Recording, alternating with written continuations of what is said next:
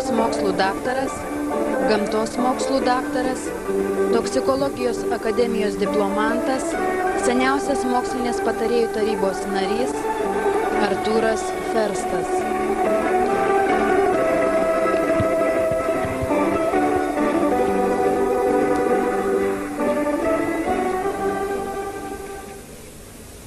Thank you very much. Ačiū Jums labai. Man labai malonu būti čia. Aš didžiuojuosi, būdamas Jūsų dalimi ir taip pat būdamas visos šios programos dalimi. Aš manau, kad tai yra nuostabi auditorija ir Jūs visą šitą programą nuostabiai paruošėte. Kaip senas profesorius, aš naudojuosi užrašais. Leiskite, aš pakartosiu. Aš esu senas profesorius, kuris naudojasi užrašais. Ir prieš tai, kai aš pradėsiu kalbėti, aš noriu padėkoti visiems vertėjams. Ir nuostabu, kad jie yra čia, nes jei aš padarysiu kokią klaidą, jie galės mane pataisyti.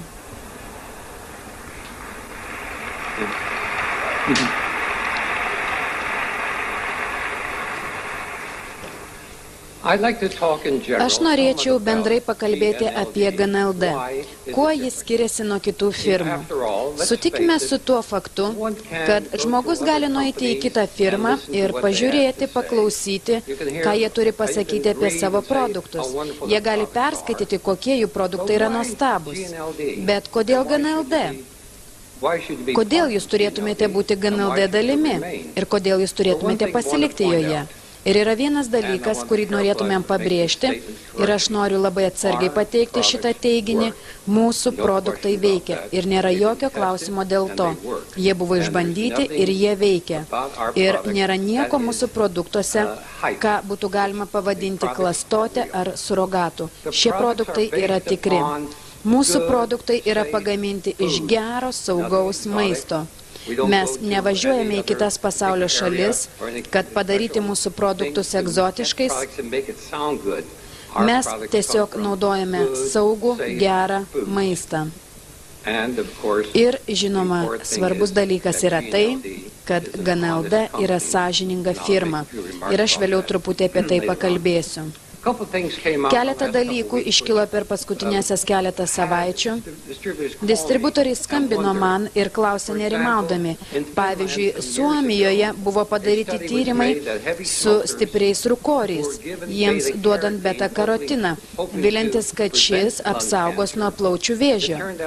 Bet pastebėta, kad rūkoriams, kurie naudojo beta-karotiną, netgi šiek tiek padidėjo plaučių vėžio vystimasis. Beta-karotinas turėtų apsaugoti nuo to, bet taip nėra. Ir žmonės nerimavo dėl to, kad beta-karotinas neapsaugo.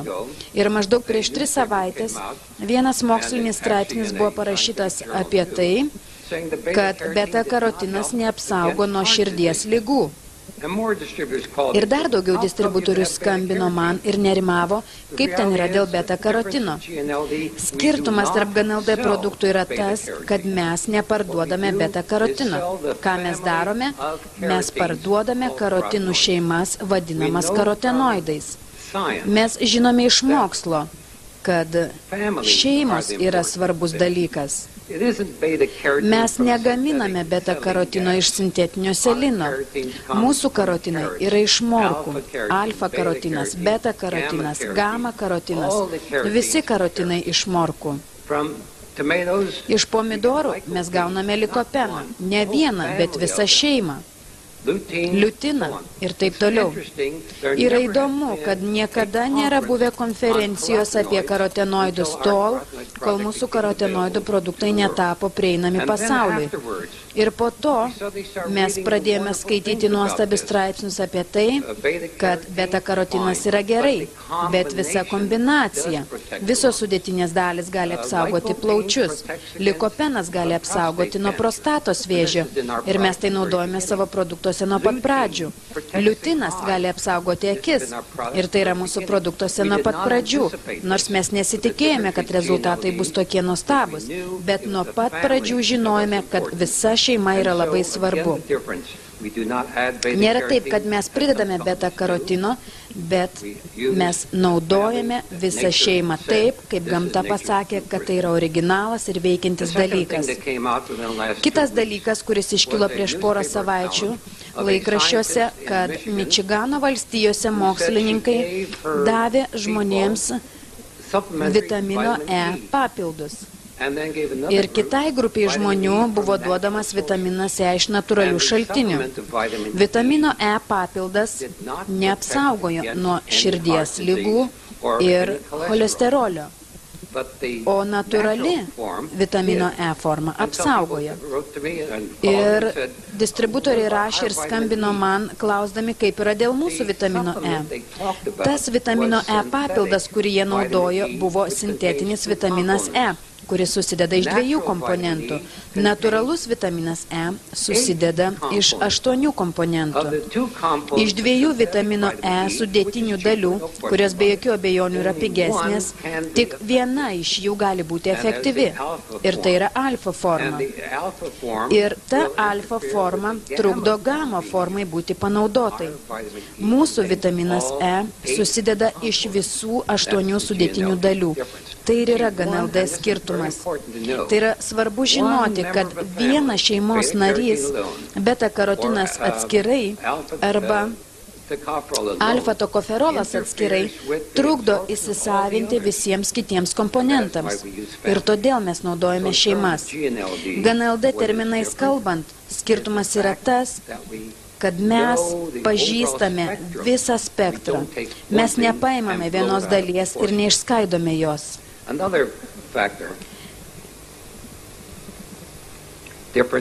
Kitas GNLD skirtumas yra tas, kad daktaras Fred Hooper pateikė mūsų moksliniai patarėjų tarybai seminarą ir jis pasakė, kad yra įdomu, kad kai kurie žmonės miršta nuo užsikimšusių kraujagyslių ir nėra jokių cholesterolio problemų. Cholesterolio kiekis yra normalus, bet kraujagyslės užsikimšusios. Ir jis pasakė, kad kūnas paprastai pagamina tokį komponentą vadinamą homocisteinu. Nesirūpinkite dabar dėl mokslo. Tai yra natūrali medžiaga, kurią pagamina kūnas, bet jis pats po to nusikrato to. Taigi biochemijos procese ši medžiaga pasigamina ir po to kūnas nusikrato jos pats. Bet koks vitaminų trūkumas kūne padaro taip, kad ši medžiaga pasilieka, kaupiasi ir galiausiai užkemša kraujagyslės. Daktarė Ariana Karugi ir aš pradėjome žiūrėti į šios senos problemos biochemiją ir aptikome, kad homocisteinui sunaikinti, kas turi vykti normaliam procese, jam reikalingi vitaminai B6, B12 ir folinė rūgštis. Mes patvarkėme savo produktus ir neliko jokios problemos. Kai kurios firmos teigia, kad jeigu jūs norite apsisaugoti nuo homocisteino, jums reikia vartoti folinę rūgštę, tik vieną komponentą. Bet vienas komponentas negali to padaryti. Ir vėl skirtumai tarp GNLD ir kitų firmų, kad mes žinome visą paveikslą. Taigi, koks yra skirtumas? Aš paminėjau sąžiningus produktus, bet labiau svarbesnis dalykas yra tas, kad visi šie produktai, kuriuos matome, buvo labai atidžiai ištirti. Mes turime veikiančią mokslinę patarėjų tarybą.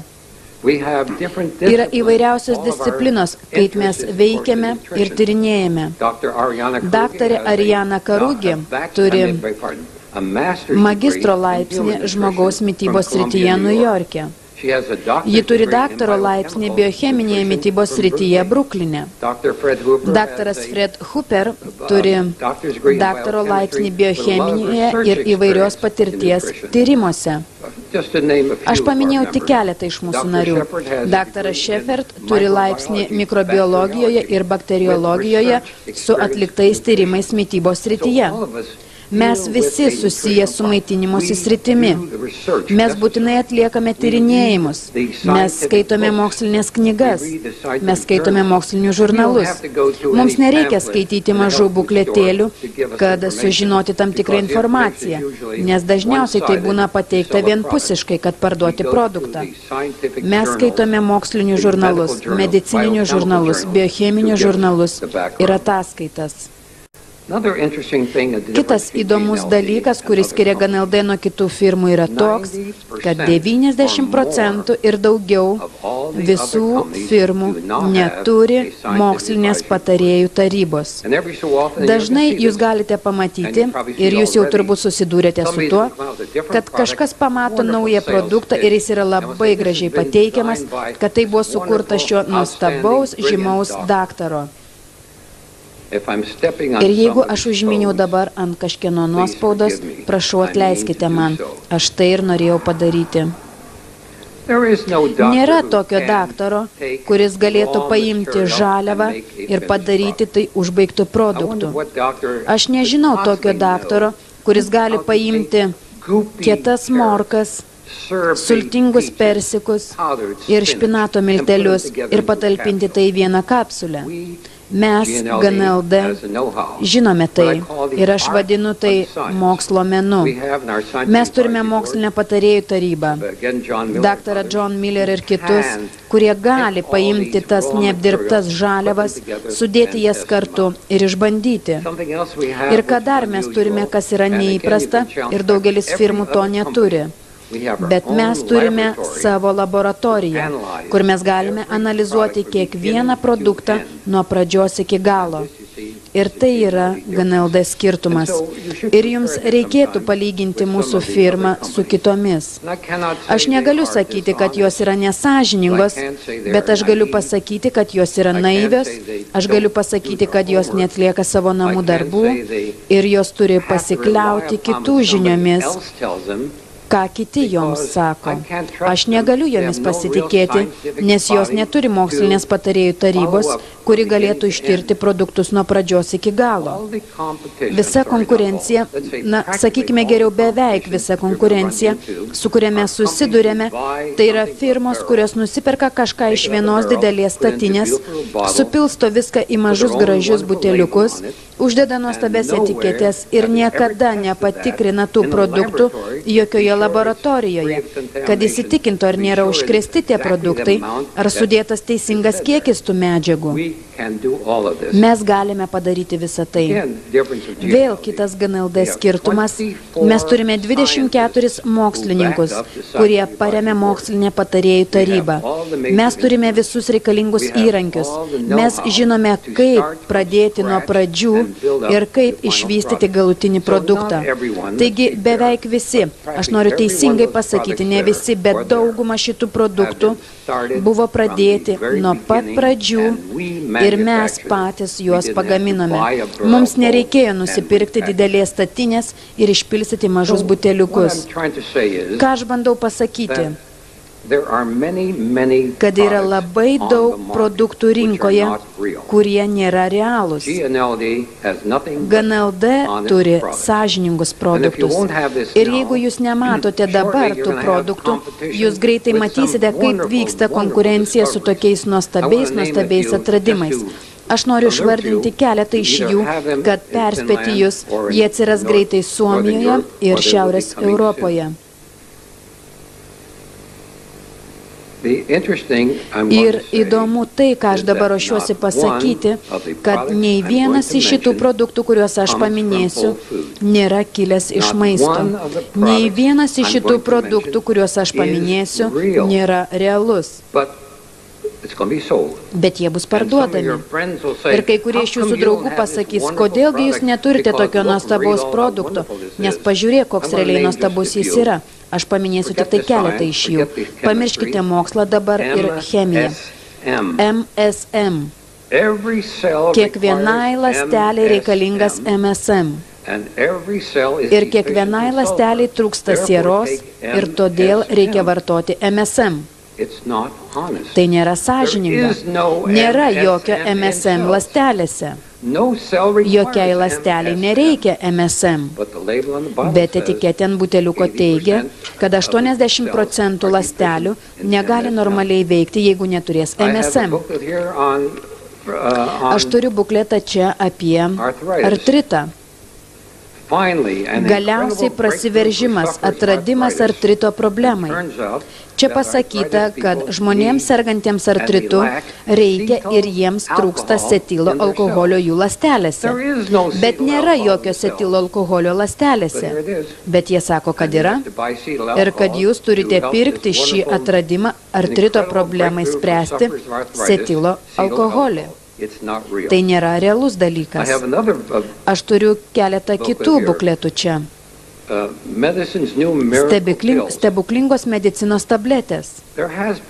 Yra atlikta tikrų tyrimų.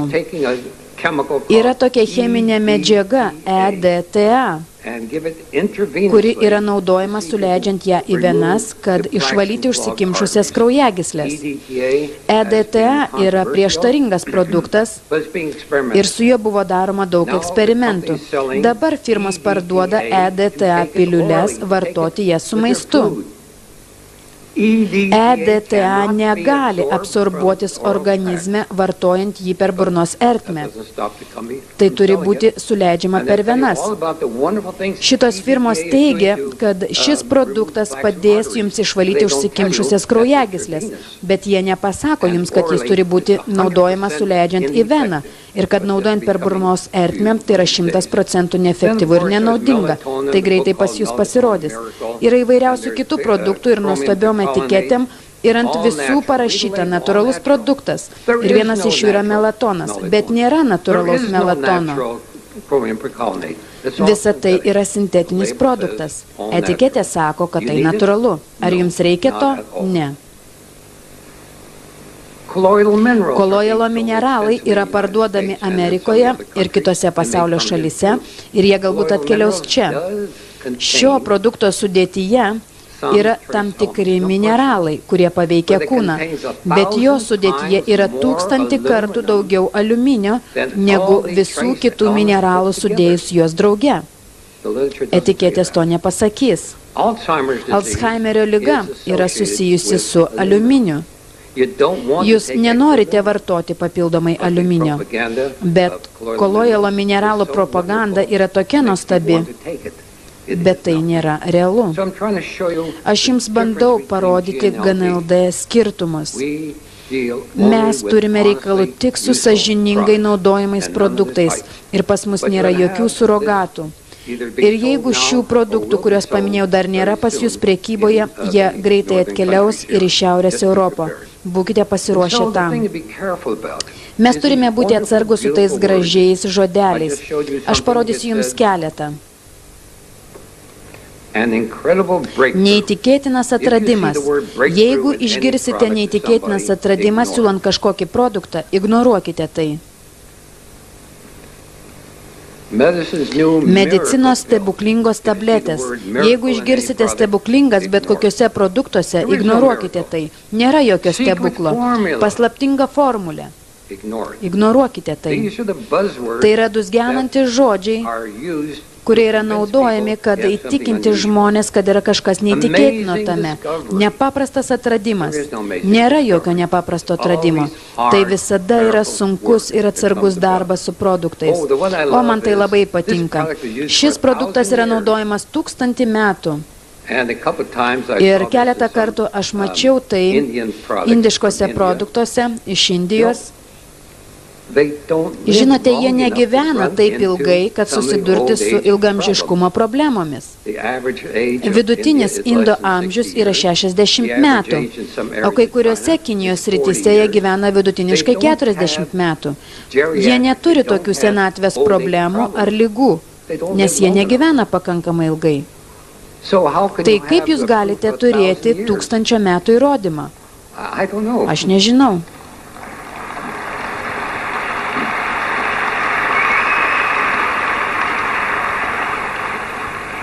Jeigu jūs būsite kada nors gundomas nusipirkti tų produktų, ir aš jums negaliu pasakyti nepirkti, bet jūs užduokite labai paprastą klausimą tam distributoriui. Kas yra tas mokslinis direktorius? Pabandykite paskambinti tam moksliniam direktoriui. Pakalbėkite su juo ir paprašykite patvirtinti tuos visus teiginius. Matote, čia jūs turite dr. Arthurą Firstą, dr. Fred Hooper, mokslinę patarėjų tarybą. Jūs turite mokslininkus, kuriems galite užduoti klausimus ir diskutuoti su jais. Pabandykite tai su kitomis firmomis ir jūs būsite nustebinti.